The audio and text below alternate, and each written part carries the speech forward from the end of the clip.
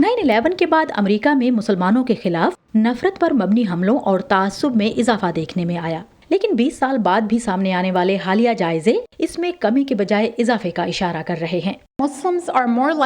मुसलमानों पर न सिर्फ सरकारी बल्कि रोजमर्रा के आम मामलात में भी होने वाले इम्तियाजी सलूक का इम्कान दूसरे मज़ाहिब के मुकाबले में ज्यादा है। अमेरिका के साबिक सदर डोनाल्ड ट्रंप ने एक हुक्मनामे के जरिए कुछ इस्लामी ममालिक से मुसलमानों के अमेरिका में दाखिले पर पाबंदी आयद कर दी थी, जिसे सदर बाइडन ने खत्म कर दिया। माहिरीन के मुताबिक ट्रंप की उन पॉलिसीज से अमेरिका में मुसलमानों के खिलाफ तासुब में इजाफा हुआ। मुसलमान कम्युनिटी के रहनुमा समझते हैं कि अमेरिका में नस्ली तासुब और मुसलमानों के खिलाफ नफरत जैसे मामलात से निमटने का वाहिद तरीका ये है कि दूसरे अक़लियती ग्रुपों के साथ मिलकर काम किया जाए।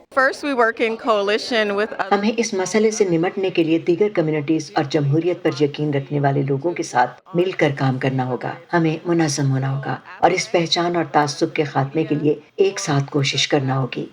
Council on American Islamic relations के अहमद रिहाब का कहना था कि मुआशरे से तासुब खत्म करने के लिए तासुब बरतने वालों को आईना दिखाना जरूरी होता है।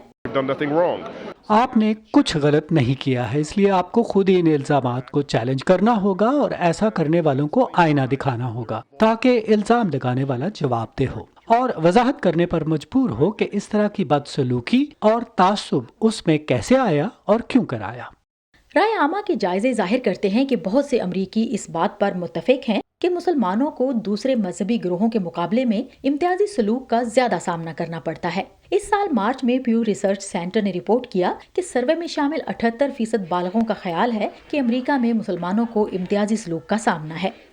Sadia Jibran, Voice of America, Washington.